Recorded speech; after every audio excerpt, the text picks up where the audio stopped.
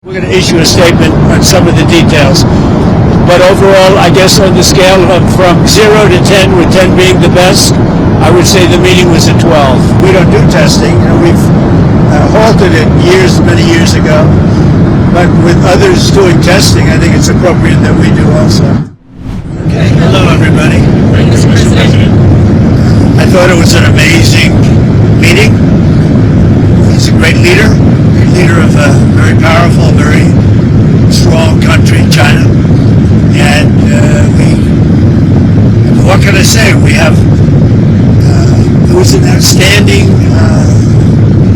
group of decisions, I think, that was made. A lot of decisions were made, too. There wasn't too much left out there. And we've come to conclusion on many very important points, and we'll be handing that to you in a little while. There was a lot of different things, many of them very important. We're in agreement on so many elements, large amounts, tremendous amounts of the soybeans and other farm products are going to be purchased immediately, starting immediately. If you notice, President Xi authorized yesterday for China to start, did you know that, right? China to start buying in very large quantities of soybeans and other things, which I appreciated. That was a very nice gesture. And many other things like that. On fentanyl, we agreed that he was going to work very hard to stop the flow. It's a very complex subject because it's used for lots of different reasons, including anesthetics and things. But he's going to work very hard on it, precursors, and I think you're going to see some real action taken. I've agreed, as you know, I put a 20% tariff on China because of the fentanyl coming in, which is it's a big tariff. And based on his statements today, I reduced it by 10%, so it's 10% instead of 20% effective immediately. I believe he's going to work very hard to stop the death that's coming in. But again, it's complex because of what fentanyl is, what the precursors do. So I think you're going to see a big difference. We've had discussions on many of the elements that you're talking about all the time. You're asking me questions, and most of those things were I think agreed to for the most part. I think we agreed to almost everything in a very acceptable form. I wouldn't say everything was discussed because of the things that probably, in retrospect, we could have discussed and we didn't, for some reason, didn't come up. But if you have any questions, let me know. Go ahead. What about chips, sir? Did he agree? Did you agree to sell any more down? Chips. We did discuss chips, and they're going to be talking to NVIDIA and others about taking chips. Look, we make great chips. NVIDIA is the leader. And I'll be speaking to Jensen from NVIDIA, but they're going to be discussing that with NVIDIA to see whether or not they can do. I said that's really between you and NVIDIA, but we're sort of the arbitrator or the referee. It's a little rough up here. The skies are a little rough. And just to clarify, sir, that is the downgraded Blackwell chips. You would authorize those to be exported? No, not the Blackwell. We're not talking about the Blackwell. That just came out yesterday. But a lot of chips, a lot of the chips. And that's good for us. How soon do you think you'd be able to sign an actual... Please, come on. You know what you do? Yeah, come on. Let me just, stand right over here. Yeah, hey everybody, thanks. Let me just make a point on the chips. As the president was saying, there's so many chips we already sent to China, a lot of advanced chips, etc. And as he said, NVIDIA will talk to China and see what's possible. The Blackwell chips, of course, were discussed. We focused on export controls of China on rare earths, and they're going to keep those flowing, which is quite important. What are the major stumbling blocks that are left now to work through, and how soon do you think you could sign a trade deal with China? Well, I think pretty soon. We have not too many major stumbling blocks. We have a deal. Now, every year we'll renegotiate the deal, but I think the deal will go on for a long time, long beyond the year. We'll negotiate at the end of the year, but all of the rare earth has been settled, and that's for the world. I mean, worldwide. This, I guess you could really say this was a worldwide situation, not just the U.S. situation. So we continue to produce the rare earths and buy the rare earths and everything else, when you see from other countries. But China is, that whole situation, that roadblock is gone now. There's no roadblock at all on rare earth. That will hopefully disappear from our vocabulary for a little while. So is that a 1-year pause on the policy they announced? It's a 1-year agreement, and we'll extend it after a year. And like we do. It's a 1-year deal that will, I think, be very routinely extended as time goes by. Jimmy, to be totally clear, they're not going to impose the rare earth controls that they proposed. President Trump and President Xi came to an understanding on that point. What will your new tariff rate on China's goods be once you sign a deal? Other than what the tariffs remain exactly the same. 55%. It's about, it was 57, now it's 47. Because we reduced it by the fentanyl, because I believe they are really taking strong action. We've already seen the action on fentanyl, and they're taking very strong action. So we reduced to 10%. So that November date is gone when it was going to go up again? Yeah. Okay. That's right. So that's all. On fentanyl, they've agreed there are a variety of precursors. You may recall that actual fentanyl was scheduled by China in the president's first term successfully. There are certain precursors where they take whatever actions they need to control that. If they can control rare earths, we know they can control the precursors. And President Xi, I think, was very strong in saying he was going to enforce those laws internally. And of course, we'll watch that. And He's going to be very strong in enforcing the fentanyl, everything having to do with fentanyl and regulations internally, including taking very strong measures against those that don't obey. And a variety of other tariffs still remain. Section 301 tariffs from the original, a variety of Section 232 tariffs. Some of these tariffs are, as the President mentioned, around 40%. For some individual products, it may go up to 100%, but as a general matter, it's about 45, 47%. So, sir, it sounds like you might be going to China then after the successful meeting. That's another thing we agreed. I'll be going to China in April, and he'll be coming here sometime after that, whether it's in Florida, Palm Beach, or Washington, D.C. Did you read anything on the shipping fees, the 301 shipping investigation?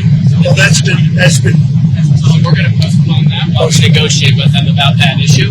We're trying to rebuild shipbuilding. The Koreans just agreed to invest $150 billion in shipbuilding, so we think we have a good path forward. But that's no longer an issue. Did the war in Ukraine or Taiwan come up? We discussed that, and we discussed basically these are rough winds in Asia. I must tell you, this is a rough flight.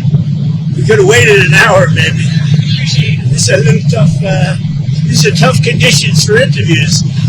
They're going to be watching Trump. They're going to say, he didn't look too good. He's got the shakes. I don't have the shakes, but people are going to think I do. You're pretty solid. So Ukraine, it came up? Yeah, it did come up. Ukraine came up very strongly. We talked about it for a long time, and we're both going to work together to see if we can get something done. We agree that the sides are, locked in and fighting, and sometimes you have to let them fight, I guess. Crazy. But he's going to help us, and we're going to work together on Ukraine. There's not a lot more we can do. He's been buying oil from Russia for a long time. It takes care of a big part of China. And, I can say India's been very good on that front. But we didn't really discuss the oil. We discussed working together to see if we could get that war finished. It doesn't affect China. It doesn't affect us. And I'd like to see it done on the basis, I don't like to see 6, 7, 8,000 young people, mostly young people, for the most part soldiers, be killed. It's not costing us anything. In fact, we make money, and I don't even want to talk about making money. I don't care about making money in that case. But, we send weapons to NATO. They buy full price. They buy the weapons. They give them to whoever, but I think they give them probably to Ukraine for the most part. And we discussed it. We discussed all that. We're going to work together to try and get the war with Russia and Ukraine solved. What about the Taiwan issue, sir? It never came up. Taiwan never came up. It's not discussed, actually. What else didn't come up that you thought might come up? You had mentioned you didn't get to everything. We had a long meeting. as you know, but a lot of things we discussed in great detail. A lot of things we brought to finalization. A lot of finalization. I thought it was a great meeting. I think it was a very friendly meeting. It was a good meeting for two very large, powerful countries. And that's the way we should get along with the large, powerful. Why did you write your Truth Social about nuclear testing? What about resuming nuclear testing? What prompted you to do that right before the meeting? It had to do with others. They seem to all be nuclear testing. Russia? We have more nuclear weapons than anybody. We don't do testing. We've halted it many years ago. But with others doing testing, I think it's appropriate that we do also. Any details around the testing, sir? Like where, when? It'll be announced. You know, we have test sites. It'll be announced. Did Israel give you a heads up before they bombed Gaza? And is it still a ceasefire if they're stopping? It is. No, they had a sniper, and one of their soldiers were killed, and they did retribution. So we'll see. But yeah, it is a ceasefire. It's back to ceasefire. What is that? What's the thinking behind reducing troops in Romania, the drawdown of U.S. troops in Romania? You have to ask. I mean, I can tell you about it, but it's not very significant. It's not a big deal. On nuclear weapons, sir, which countries do you have in mind when you say you want to send a signal?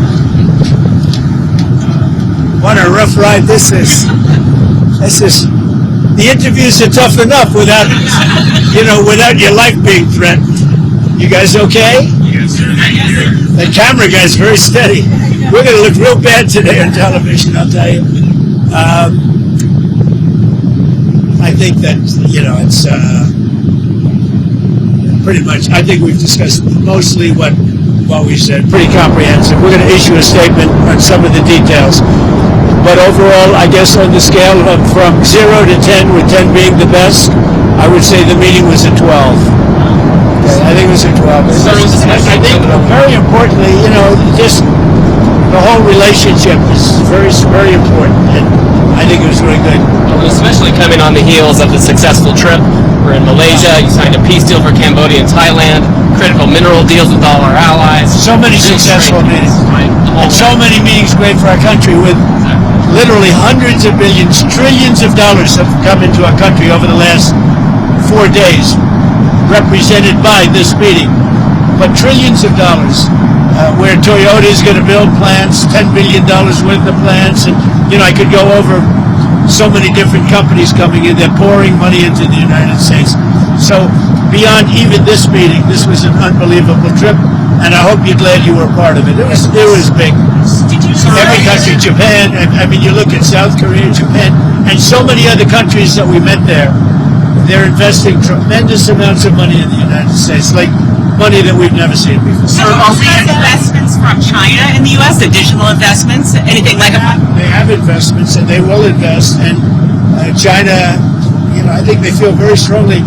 They congratulated me on the tremendous success that we've had, because there's never been a country that has had so much money come into it for purposes of investment, for building, for auto plants, for AI, etc. So he was very strong on congratulating me for that. But he didn't commit to any additional investment or outflow. We didn't really discuss it, but he would. Did you ever get through to Kim Jong-un about setting up a meeting? Does he have a phone? We never were able to talk because I was so busy. And really, this is why we came. I think it would have been maybe disrespectful to the importance of this meeting if we did that. So I'd come back with respect to Kim Jong-un. I'd come back. It was. What do you want to talk about with him? I had a great relationship with Kim Jong-un. I think if I didn't get elected, you would have had. If Hillary Clinton came in at the time, he doesn't like too many people other than me. If you want to know the truth, I think he would have had a big war. Could have been a very bad war too. Sir, with the nuclear announcement, just one more on the nuclear announcement. Do you worry that we're entering a more risky environment when it comes to nuclear issues? No, I don't think so. I think we have it pretty well locked up. But we have more than anybody. But I see them testing. I say, well, if they're going to test, I guess we have to test. I'd like to see a denuclearization because we have so many, and Russia has some. Russia's second, and China's third, and China will catch up within 4 or 5 years. I think de-escalation would be, they would call it denuclearization, would be a tremendous thing. And it's something, we are actually talking to Russia about that, and China would be added to that if we do something. Thank you all. It was a great success. It was a great honor. I mean, he's a tremendous leader of a very powerful country, and I give great respect to him, and we appreciate the fact that he came for this meeting. Thank you very much. Thank you, sir. Anything on Canada? Anything on Canada? We had a very nice conversation with him last night.